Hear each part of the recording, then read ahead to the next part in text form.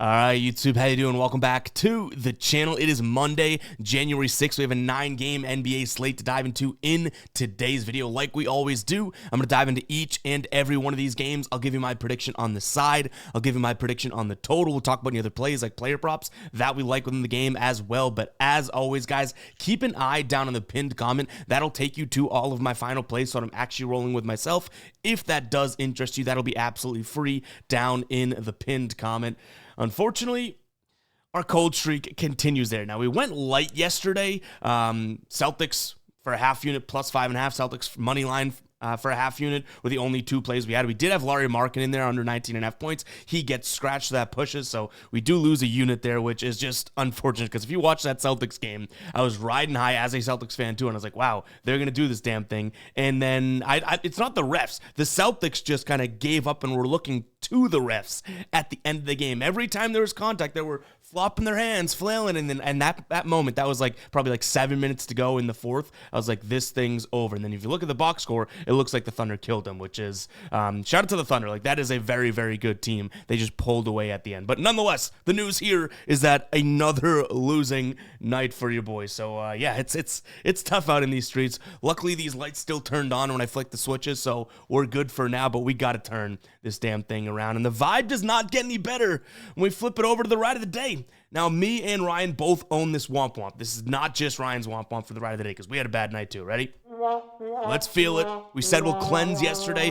Didn't work, but you know what? Hopefully it works today. The ride of the day did not come through. Tristan DeSilva over 22.5 PRA. He finishes, I believe it was right around 17, 18. Unfortunately, that Orlando game was kind of shocking overall, right? The beaten and bruised and a bunch of guys out Jazz actually play fairly well. So Ryan had a very, very good run with the ride of the day. So that's why we both own that Womp Womp, because he had more winners than losers in here. If you guys don't know what the ride of the day is, it's simple. Just use that hashtag ride of the day in the comments, or ROTD. I jump on board with one person's play each and every day. Give you a shout out in the next video, win or loss. Also shout you out over on my Twitter/X, as well as the Guy Boston Sports site, along with the final plays there. So get those hashtag ride of the days in there. We got to find someone that's looking to go on a big streak here. Ryan had a very good streak. Let's see if we can get someone that goes on a monster streak to kind of flip the vibes here. Ryan did his damn best, but these videos, I've been the jinx lately, so Ryan probably didn't get the fair shake. But what do you say we jump into today's video? Hit that like button, hit that subscribe button, guys. Appreciate all the kind words, even in the midst of a losing streak. Listen, I am not like most people here on the platform. I never claim to be the best sports bettor or know the most or anything like that. That's why picks are always going to be free. They always will be, everything like that. This is an industry that you're going to have these ruts. You're going to have hot streaks that match as well. The better and quicker you understand that, the better your mindset can be around losing, because it's impossible not to lose during stretches when you do this every single day, right? But nonetheless, let's go ahead and jump into game number one. We have some good games and some stinkers here. I'm kind of confused as to where this one comes out. We have Detroit taking on Portland. Now, you would immediately think this is probably a stinker game, right? You have two meh teams, but I might have a couple plays in this one. So Detroit's the favorite in this one at 6.5 at home. Rightfully so. They've won 7 of their last 10 games. Their only losses here, Boston, Denver, and then Utah, which was kind of a close game, and then Utah pulls away, right? So they've been playing some good basketball. They beat Minnesota most recently. That was a couple nights ago. That was at home. They're still home now too. They're definitely a little bit better at home this year, but 119-105 over Minnesota. We liked Minnesota a lot in that game, remember? And Detroit kind of smoked them. Like, yeah, they won 119-105, but there was times where they were up by nearly 20 points in that game. So Detroit's playing some good basketball. Portland's coming in off of a outright win as 11.5 point dogs against Milwaukee. So some things to dive into here. I will say, I think this is a Detroit spot. Do I love the idea of laying 6.5 with Detroit? Not necessarily, but you guys know how I look at Portland, right? And yes, we were wrong last time, so maybe we're not as sharp in this one as we think. But I look at Portland and I immediately go to, how are they going to perform in the paint? That is where they pretty much live and die this season, whether it's offensively or defensively. This is a very good, I would say, or at least a good Detroit interior defense here. So far on the season, 7th points allowed, 7th in points allowed, so 7th best. Over the last 3 games, the 2nd team in terms of points allowed. Now, the teams that they've played, Orlando, Charlotte, Minnesota, not exactly, I mean, 2 of the 3, Minnesota, Charlotte, not exactly teams that are going to take it into the paint all that much. but nonetheless, still second in their last 3 games. They're 3 wins, right? In terms of points allowed in the paint, which is a good sign for them. Where you can get Portland is attacking the perimeter, which Detroit has been shooting a lot more threes as of late. Now, no Jaden Ivey still. That's obviously a big hit to them. And DeAndre Ayton is a game-time decision for Portland. So both of them are missing a piece that kind of fits their puzzle. Portland likes to shoot in the paint. Well, no DeAndre Ayton, that's going to be a little bit tougher. Jaden Ivey, obviously a decent guy that can chuck up some threes for Detroit. So I do think it's a Detroit spot, but ultimately, you're kind of playing with fire if you want to lay 6.5 points with Detroit, because yes, they've been playing well, but the Pistons still are not a complete basketball team, in my opinion. So I'm going to say, because of that points in the paint, and that's the biggest issue I have with Portland, I'm going to lean Detroit here, minus 6.5. In terms of where I come out on a total, I don't mind an under here, because first off, you have Detroit, who's been playing very, very fast, right? I get that. But they're still not the most efficient offense in the NBA. They have been as of late. Like, if you look at their offensive efficiency, yeah, they've been playing a little bit better, but still, they're kind of due for somewhat of a game in which they don't look all that great. And even throw in the fact that they're playing with a fast pace, they have plenty of games against Orlando, right? 105 scored. They still won that game by 9 points. Against Charlotte, they won by 4, but they only scored 98 points. A few games back, they're scoring 99 points against the Celtics. Like, this offense is not exactly the most efficient. So even if they play at a fast pace, I don't think they're going to go out there and drop, a hang 130 on this Portland team. And for what it's worth, this Portland defense just held Milwaukee, who had Giannis, who had Dame, to 102. So maybe we could see an under 225.5 in this spot. Player prop wise, now I'm going to sign the psycho alert alarm here. And if we make this a final play, I'm declaring that, and he doesn't hit, right? I'm declaring this guy goes on the do not bet graveyard, because we rolled with him and he blew up in our face just about, a week and a half ago. DeAndre Ayton, maybe it was less than a week and a half ago. DeAndre Ayton over 12.5 points. I do like him to be able to score. Now, yes, Detroit obviously can cover the paint. I understand that. But Detroit's very good at covering the entire paint, not necessarily right at the rim, which is obviously where DeAndre Ayton is going to score. Detroit's allowing a 74% field goal percentage against at the rim, so in the restricted area. DeAndre Ayton, most of his shots are going to come from there. And what I also like is this Detroit team has not been very good at covering the pick and roll screen setter. So if you're the pick and roll man, not the pick and roll ball handler, you're able to score on this Detroit team. We've seen Vooch do it. Recently we saw Vooch do it just a while back. He had like 29 points. His line was like 18.5, right? Rudy Gobert didn't really do all that well. We saw Mark Williams have 18 points as a large pick and roll setter as well. So I do like the spot. Jokic just scored 37. He ran a lot of pick and roll man type things too. So yeah, I think that we have some recent games that look good for this spot as well. So hopefully Ayton plays again. He's listed as a game time decision. On some sites, he's listed as probable, but at 12.5 points, we took him 14.5, and he scored, 6 a while back for us? So, yeah, that was kind of unfortunate, but that 6 points was like the second lowest he scored all season long. I'm trying not to get too down on that. All right, Philadelphia here at home taking on Phoenix. They are 3.5-point favorites. There are some injuries here to note now. It looks like Joel Embiid, questionable as he always is. McCain is still out. KJ Martin's out. Kyle Lowry, game time decision. And then starter Kelly Oubre also listed as questionable. The Phoenix Suns look fairly healthy. Royce O'Neal being the only guy listed as out, but Tyus Jones, Devin Booker, Dunn, Durant, and Plumlee in the starting lineup here. So, yeah, fairly healthy in terms of at least, Durant and Booker. I don't see Bradley Beal, but I'm not exactly sure if Bradley Beal, he's not listed on the injury report, which is kind of weird, but is he going to be coming off the bench?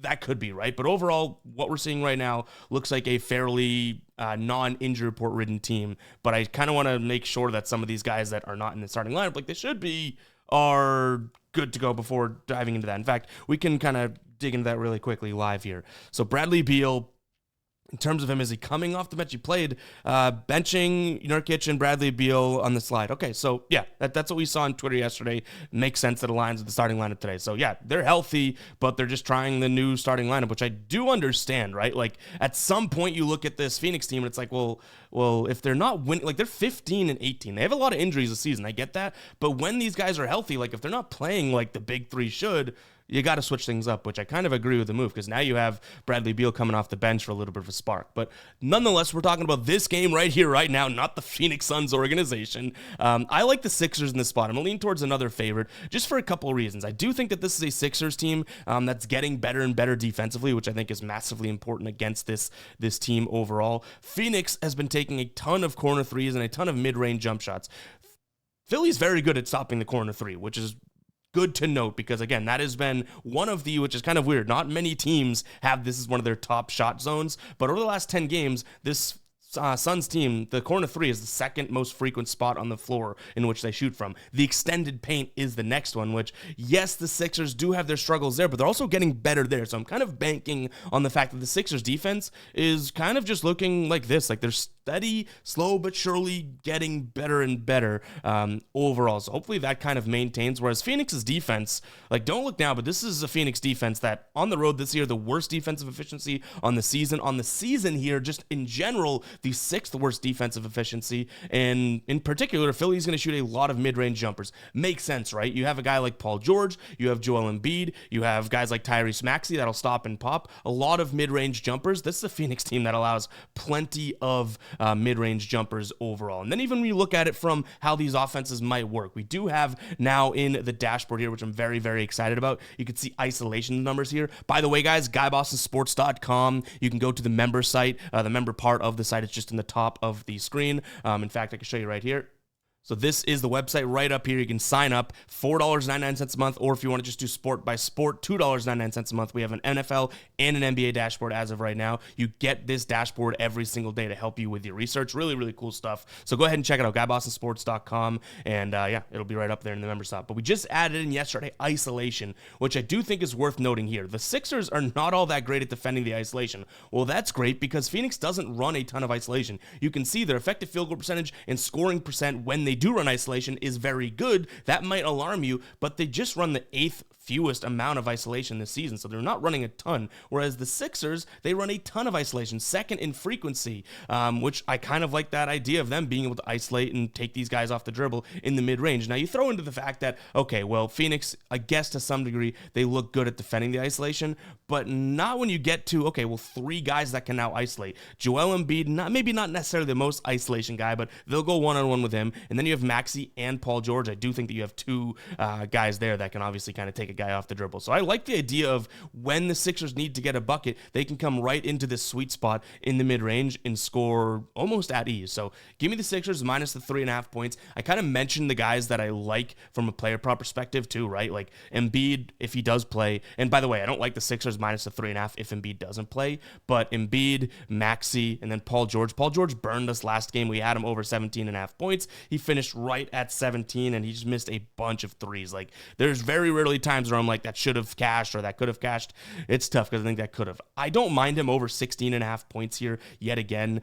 You look at his most recent games here in the outlier screen, 3 of his last 4 against Phoenix, he's cashed. The only one he didn't was a 15-point game against them. He shot the ball 14 times, only shot 29%. On the season, this dude is shooting 42%. So yeah, we might put our fate back in Paul George again, which could be a little alarming. Now, from a player prop perspective, from a total perspective here, I'm going to give a little bit of credit to Phoenix's offense, I guess. They are making a lot of threes, this season, I guess, as of late. Those corner threes are going down. Philly, weirdly enough, good at covering the corner threes, but I still do think that Phoenix should be able to put a couple up there. And if they do want to run isolation, we looked into the isolation numbers, right? Phoenix should be able to score if they do choose and elect to run some isolation plays, which they have Booker, they have Beal, they have Durant. They definitely can isolate against this defense. They should be able to get some easy buckets. So I'm going to lean over 223 in this spot. And the more and more I think about that, that may be something that counters the spread in terms of what I like more.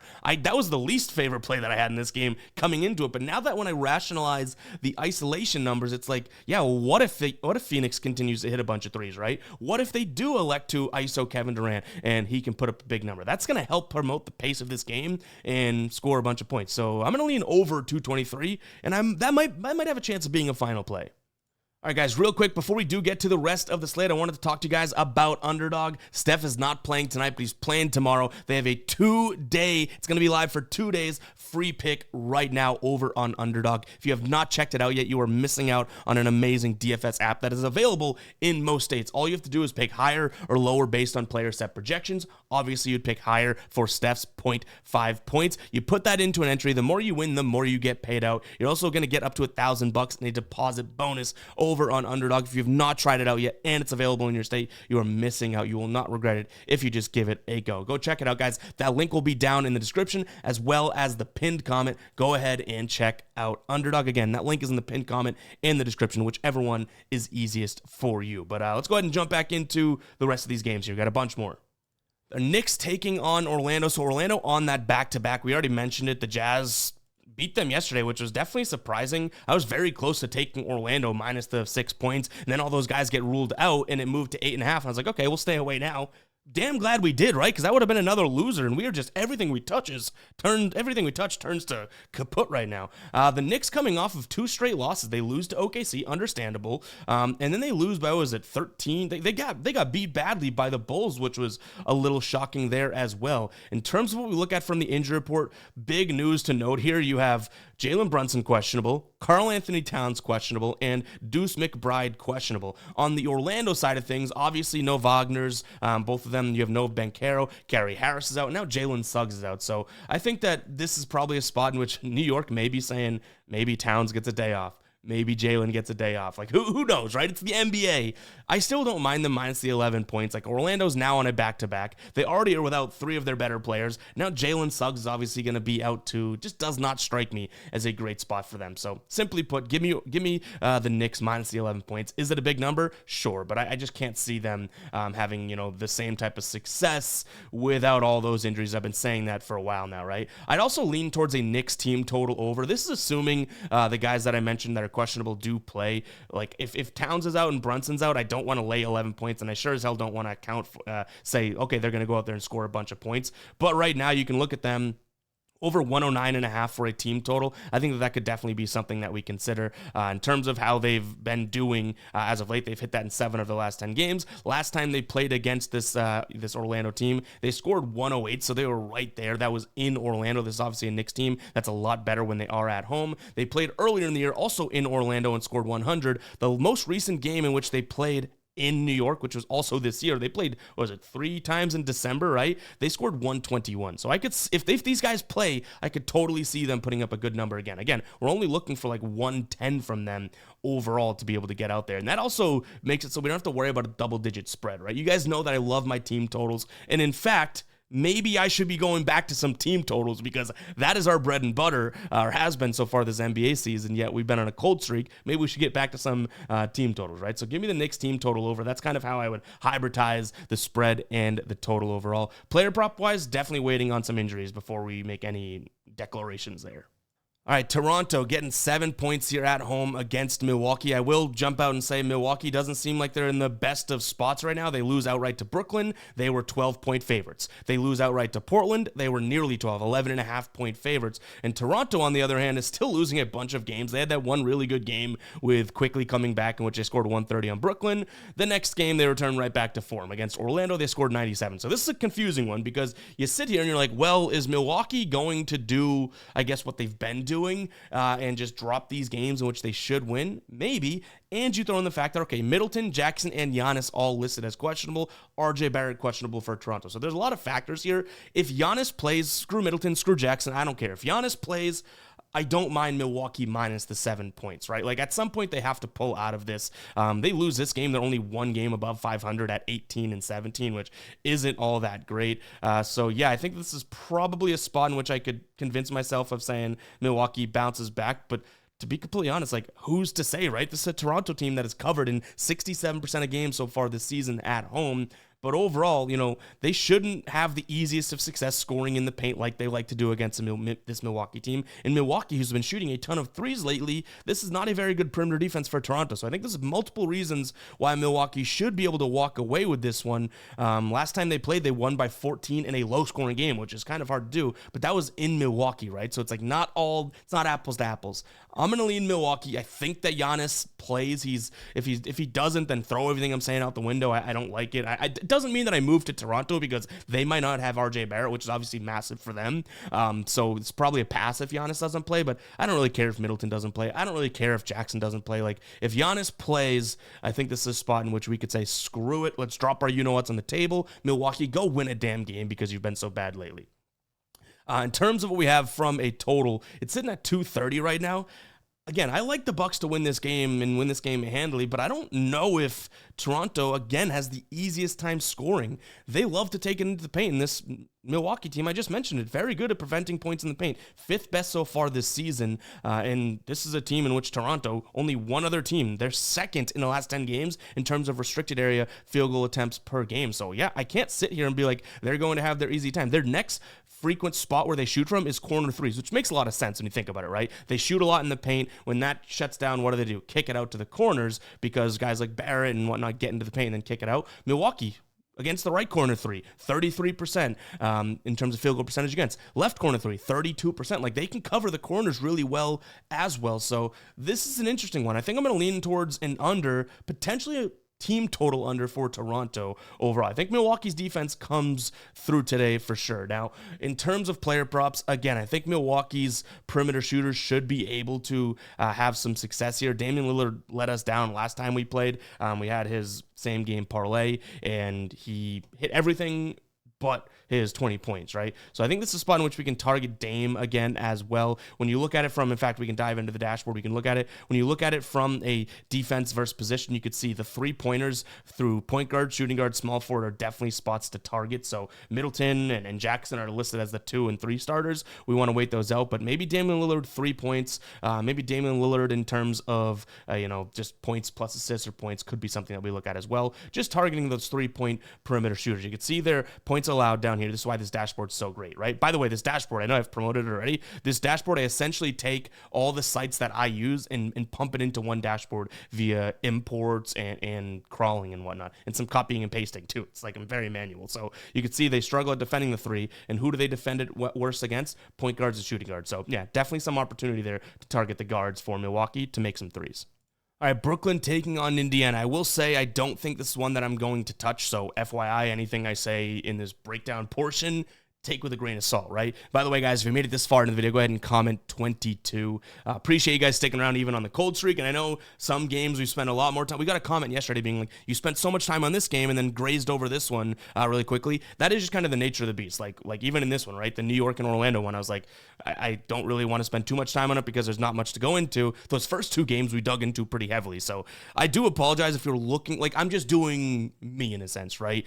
Can't please everybody. Obviously, I want to please most, but if there's a game that I want to spend a lot of time on, I'll dive into it because I have a lot to say about it, but I'm not going to fake sort of ad-lib and whatnot. I already talk a lot and rant enough about off-topic stuff than needing to spend time on games and just blabber about some BS, right? So that is like the reason. It's almost like a good and bad thing. Like, I'm just being honest. That's the good part, that, yeah, there's games that I don't want to spend too much time on, and there's games that I do want to spend time on, but the bad part is that, yes, if you're looking for a specific game, you're like, can't wait to watch the breakdown, and it's like, blah, blah, blah, boom. It's like, unfortunately, that day, that portion of the video isn't for you, but hopefully there is some information and entertainment that you guys take out of the rest of the video in a sense, but I did just kind of want to address that. But anyways, this is going to be one of those games that I don't want to spend too much time on here.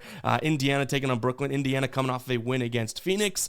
Brooklyn coming off of a loss against Philly. They lose 123-94 a couple nights ago there. This one, again, I don't really love the matchup for either side. D'Angelo Russell is listed as questionable. Cam Thomas out. I think he's going to be out for multiple weeks now. Bogdanovich, Cam Johnson, and Ben Simmons all listed as out as well. This is probably an Indiana spot, but look at that, 9.5 points, right? I think that's a little bit too much for them to play, especially with Brooklyn at home. So by default, I probably end up looking at Brooklyn plus the 9.5 points. Now, if Indiana was at home, I might like the idea of -9.5. And again, like in terms of how much I like this game. So the like means a lot less. I might like Indiana at home just because they are the home team here. But this is a spot in which Brooklyn, I don't think that they're double digits worse than Indiana. The one thing I will say is that Indiana's starting to play some good basketball, right? 7 of their last 10 games they've covered in and won outright. They've won 3 of their last 4. That includes a win against Boston, a win against Phoenix, Miami. Like, it's not like they're beating chumps either. So I could see why this line is there. I just don't know if it should be that high. Now, last time they played, the only time they've played this year, it was a 9-point game that was in Brooklyn, and Brooklyn won by 9, right? So it's like they kind of doubled up the spread, but that was a healthier team in terms of Brooklyn. So I'll lean Brooklyn just because it's too big of a number for Indiana, I believe. But if you are looking at Indiana, yeah, I think that they're going to have some success being able to score inside. But the reason that I don't mind, Brooklyn is, or I should say, kind of don't mind Brooklyn, is the fact that the way that you beat this Indiana team is scoring in the paint. Brooklyn isn't a very good paint scoring team, but with D'Angelo Russell, I think that offense can change and open up a lot. Teams will kind of come out to try and cover him more, and some other guys. There might be some additional scoring in the paint that keeps this game close. So yeah, take that for what it's worth. I'll lean Brooklyn, but I don't think that I'm touching it myself, and I don't want to fake, obviously, confidence for content. In terms of a total here, pace-wise, you have Indiana, who's starting to play faster, and Brooklyn, who's a slow team. If you're leaning Brooklyn, I'd say match it up with the under. If you like Indiana, maybe a team total over or an over overall. All right, Memphis taking on Dallas, or should I say a shell of both teams taking on the other shell of the team. Injury report-wise, no Luka, no Kyrie Irving for Dallas, so the starting lineup looks like it's going to be Dinwiddie, Grimes, Thompson, Washington, and Lively. Going up against Memphis, who their injury report is very long as well. No Marcus Smart, no Ja Morant, no Kawhi Leonard, and no Luke Kennard, no Williams, which has been out. Desmond Bane's also listed as doubtful, so we'll see if he plays. I think that's actually a big piece if he does. But their starting lineup right now, Bane's listed as doubtful. He's in there, but probably won't play if this is correct. You have Pippen, Wells, Jackson, and Edey. So that's tough. I do think that this is a spot in which I don't want to say Dallas's role players or Dallas's bench players are better than what we have on the Memphis side of things, but I do kind of believe it, right? Like PJ Washington, Lively, Spencer Dinwiddie, these are guys that have started, whereas Memphis, Edey's in there, Pippen Jr. Like, there's a lot of guys that just don't have the history or the history overall, right? Right now for Memphis starting. So I think that that's going to be a spot in which I guess I lean Dallas plus the 5.5 points overall. Overall, you do have Memphis, who is, I think they're leading which that's why I'm kind of conflicted when I say I like the bench guys for Dallas. If I'm not mistaken, I just saw this on Twitter/X, so I could be wrong. Someone can correct me. I believe this season, Memphis actually has the most bench points in the entire league, filtered down to like the last 7 games or so. I think it switches a little bit, but that's kind of why I hesitate when I say I like the guys that are the bench players for Dallas, because the words that I'm trying to use here are not correct. Like, what I mean is the guys that step up and start for Dallas, that come from the bench, Dinwiddie, that type of thing. Like, I think that they have a little bit more NBA steam to them. Quentin Grimes comes in and starts. He started before in the NBA. Dinwiddie comes in and starts, right? Compared to Pippen, Jalen Wells. Like, hopefully that makes sense. I'm not trying to rag on Memphis, but I just think that starting lineup is a little bit better. And then obviously if Memphis is a good bench scoring team, you throw in the fact that some of those bench guys become starters, obviously the end of the bench gets hit a little bit, right? Spending a lot of time on the bench here, but again, it's just a Dallas lean for me. I think that they get off to a good lead and a good start at least. So maybe Dallas first half as well, because again, I think these guys are a little bit more seasoned in terms of being able to start games. And I do like the kind of matchup here for Dallas. Should Memphis be able to score kind of at will? If you look at the numbers, sure. But again, no Ja Morant's going to affect how their offense plays. So when you look at Memphis, it's like, oh, they love to score in the paint. That's not Dallas's strong suit defensively. But I think that changes a little bit with, obviously, no Ja Morant, right? Whereas you flip it over and you look at Dallas, it's like, well, they'll score in the paint. Memphis isn't the best defense in the paint. They'll shoot from 3. Like, they have multiple ways of scoring, and Memphis's defense isn't exactly prolific at points in the paint or, from the perimeter. Now, am I saying Memphis is a bad defense? God, no. They've been a very good defense all season long, right? I think they're like 4th or 5th in terms of defensive efficiency. Lately, they haven't been all that tremendous when you look at that defensively. Like, 130 allowed to OKC, right? 126 allowed to Toronto, 124 allowed to the Pelicans, 112 allowed to Phoenix, 138 allowed to Sacramento, 121 allowed to Golden State. So, yeah, the defense, since Ja's stopped playing or been hurt, since they've had some other injuries, that defense has kind of taken a dip a little bit, which comes in at a perfect time for Dinwiddie, Grimes, Thompson, Washington, and Lively, because obviously that Dallas team's dinged up. So give me Dallas plus the 5.5 points. You look at this from a total perspective. If I don't think that the defense is going to be there for Memphis, I like Dallas to score a lot of points, and I think Memphis is still going to play with some fast pace. So I'll lean over or Dallas team total over. Player prop wise, I wanted to honestly get to potentially looking at something like Klay Thompson or anyone that's going to kind of fill the void, right, for this Dallas team. But their lines are definitely going to be, we don't have them updated here, but definitely going to be kind of inflated. Maybe Thompson could still be a look because he's going to be able to score from three, but also, you know, this is a Memphis team that really struggles at covering the mid-range. We know Klay Thompson's going to be able to score in the mid-range, right? But his line's right now at 17.5. He hasn't hit that in 7 straight games. Last time he played Memphis, he had 4 points. That was this season. He only shot the ball 5 times. So a lot of metrics that are kind of like head-scratching if you want to roll with Klay, but it is kind of where I would go here in this one. And then on the Memphis side of things, sure, any of the guys that are playing that like to get into the paint, that could be a look as well, because they should have some success in the paint, not necessarily on the perimeter. All right, Minnesota taking on the Clippers. I know I say this about a lot of games. I always say, oh, interesting one here. But this is an interesting one because we want to keep an eye on the injury report. You have Kawhi Leonard now back in a Clippers. Well, I guess he's been in the uniform or on the team, but now playing, right? In that first game back, this Clippers team dominated 131 to 105. Kawhi Leonard only had 12 points, but he only played 19 minutes, right? So I don't know if his, impact was felt all that much or anything like that. Like, you didn't necessarily, I wouldn't sit here and be like, well, they went off. He went off, right? No, I don't think, did James Harden did play, but he only played, I think it was like 25 minutes or something too. So obviously this team's still kind of feeling it out, but they had 1, 2, 3, 4, 5, 6, 7, 8 guys in double digits that game against Atlanta. Now, Minnesota's definitely a better defense than Atlanta, obviously, right? And Minnesota's strength has been sort of covering the perimeter. Unfortunately, that isn't exactly where the Clippers like to score from. So I think this could be a spot in which we do carve out a lean towards, the Clippers plus the 3 points. I do really feel that Minnesota is going to kind of explode at one point. Like, this is a team that's 17-7 this season. That just seems weird, right? Like, this is a better team than 7-7. They've definitely played a somewhat of a hard schedule. Like, they're 2 of their last 3 losses. They've lost 3 games in a row. They lost to OKC by 8. They lost to Boston by 3, and then they lose to Detroit. It's like, yeah, but maybe they were just tired as all hell playing 2 of the best teams in the league. So I almost have like a little piece of me that's like, yeah, maybe their losses are excusable. But this Clippers team has been playing some decent basketball. 6 of their last 10 games they've they've won. When they're on the road this year, they do struggle a little bit, but nothing like what Minnesota's done at home. Minnesota, 26% of their games they've covered in. So that means what? Is that quick math here? You have 74% of their games they haven't. Like, that's pretty damn bad. And this is also a team in the Clippers that loves to isolate. Jump into the dashboard here, the new spot. This is actually 2 teams that like to isolate, right? Minnesota likes to isolate, but they're not all that good at converting, which makes sense. Like, Anthony Edwards isolates a crap ton, which is why their frequency is so high, but obviously not always going to score if you do it that much. But isolation-wise, frequency offense here for the Clippers, the number 1 team in isolation basketball. We are looking at a Minnesota team that definitely struggles at preventing isolation basketball. So anytime that the Clippers need a bucket, James Harden can take it. I guess Kawhi in the sense as well, should be able to go off the dribble and say, let me try and get one myself, right? So yeah, I kind of like the spot for them to be able to go out here and keep this game close, maybe win it outright.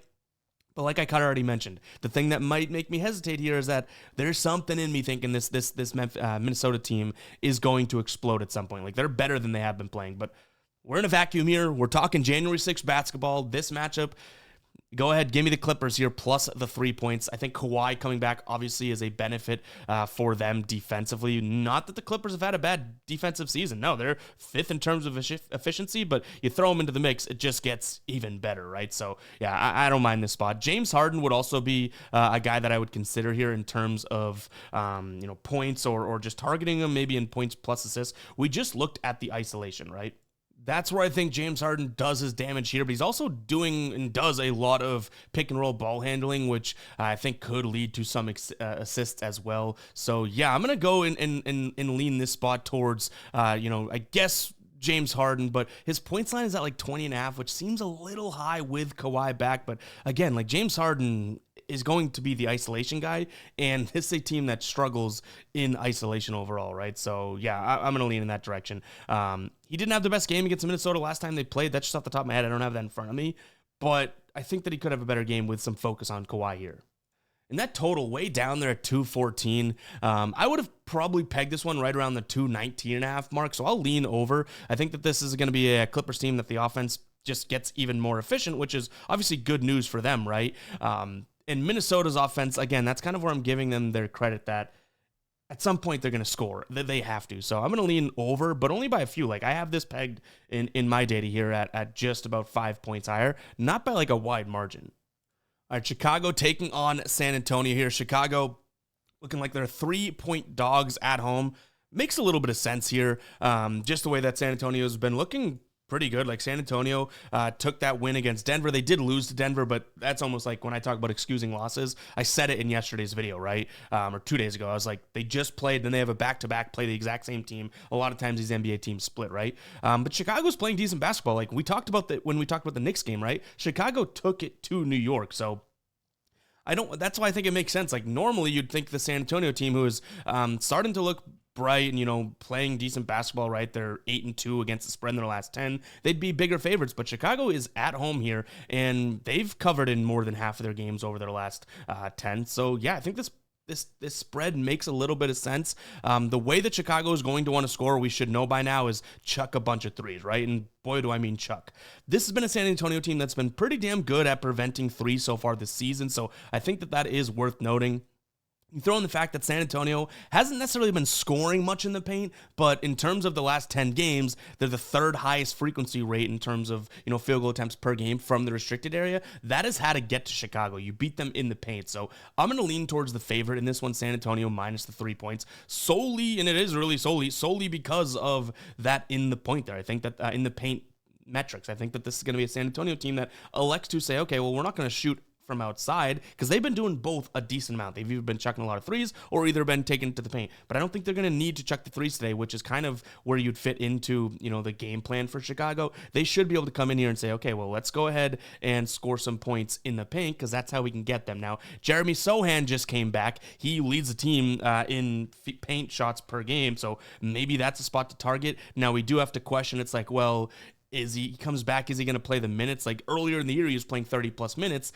Since coming back, which would be, I guess, well, let's see, came back, played, got injured again, and then I would say back officially, right? He missed like 5 games against Denver. He only played 25 minutes and had 5 points. So his game build and game type and play type fits what we'd want here against the Bulls, but I just don't know if we're necessarily going to get the full minute allotment of him, right? So this is probably a spot in player prop wise where I'd kind of just consider maybe Wembanyama, but obviously the way he's been playing, his line is going to be kind of crazy. As of right now, I think it's at like 27.5, so that's a little bit too high. Last time he played the Bulls, which was last season, so not to really factor that in, he only had 7 points, but that was in like 25 minutes. So some player props are kind of confusing here, but I do think that, like, player prop aside, if Wembanyama has a good game down low, this helps the Spurs win the game, right? So I'm going to lean towards the Spurs minus the 3 points. Total sitting at 237.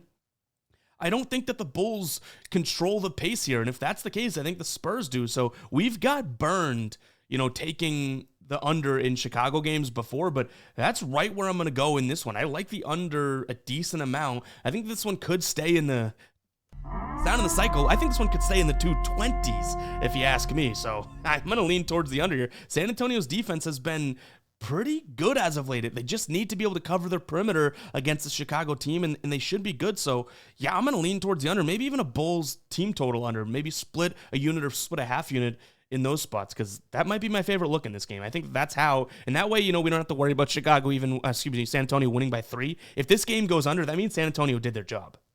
All right, Sacramento taking on Miami. Sacramento on the back-to-back here. They are 3.5-point favorites. I've seen this move to 3 in some places, so that's worth noting. They're coming off of a nice win against Golden State. That was one that I was very close to pulling the trigger on yesterday as well. Just could not get there. Malik Monk, also something that I looked at late in the day. He ended up being the game's leading scorer. I think tied with Steph, which Steph was on the injury report, doubtful, and then ends up playing, and still Sacramento beat them by, what was it, 20 points? So yeah, Sacramento's out of the doghouse. They were on the DMB graveyard, as was Domas, but no longer. Now Miami, I still think we're in like full. This will be a game in which I might not bet it myself or roll with it myself, but a game in which I seriously watch, because Sacramento at home near, I think, is in a decent spot to be able to beat this Miami team. Miami overall, is going to shoot a decent amount of shots in the paint, not necessarily at the restricted area, but in the paint. Sacramento, if there's one good thing and we give them their flowers, it's that they've been one of the best paint defenses so far this season. So I think that they match up pretty well against this Miami team. I just want to see if we're on like auto fade Miami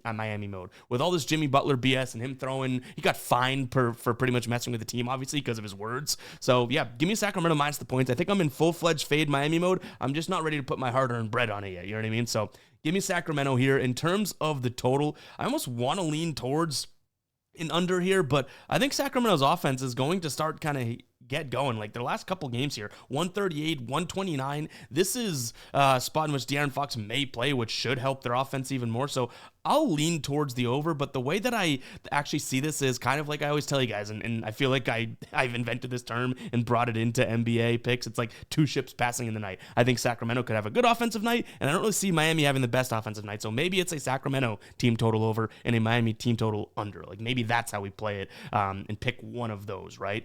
Player prop wise, I want to see if Fox plays. I don't have too much as of right now. If Fox plays, then yeah, I like the idea of targeting maybe a DeRozan line or a Sabonis line, because it's going to bump down just a little bit, because I do think that the closer you get to the hoop, the better the Sacramento team or the players will have success. And DeRozan from mid-range, Sabonis down low, could definitely see some success there. But guys, it's going to wrap it up for today's show. I know it was a long one, over 40 minutes, but this mouth can talk, you know what I mean? Like it's unfortunate and fortunate in a lot of ways, but appreciate you. Let me know if you did make it to the end of the video, because I appreciate you if you did. I know I already had you guys comment 22 and you made it 22 minutes in, but you know what? If you're 40 minutes in, go ahead and comment that, because that would mean the world. Like I tell you guys all the time, I don't take any of this for granted. The fact that we're 40 minutes in, if someone spent 40 minutes with me, that's just unbelievable. Appreciate you guys. Make sure to go check out Underdog, check out Outlier. All those links are in the description as well. And definitely that newly launched Sky Boston Sports membership. Again, no paid picks or anything like that, but all of those research and the manual work I put in to build those dashboards, very, very, very, very cheap. I think could be charging a lot more, but I would rather more people have it than, do snow angels and dollar bills. This isn't a money maker for me, but we do have to monetize to some degree. So go check that out, GuyBostonSports.com. Sign up to become a member, and we're going to be doing a lot with those members. So yeah, appreciate you guys for tuning in. We'll catch you guys in the next one, right? Peace out.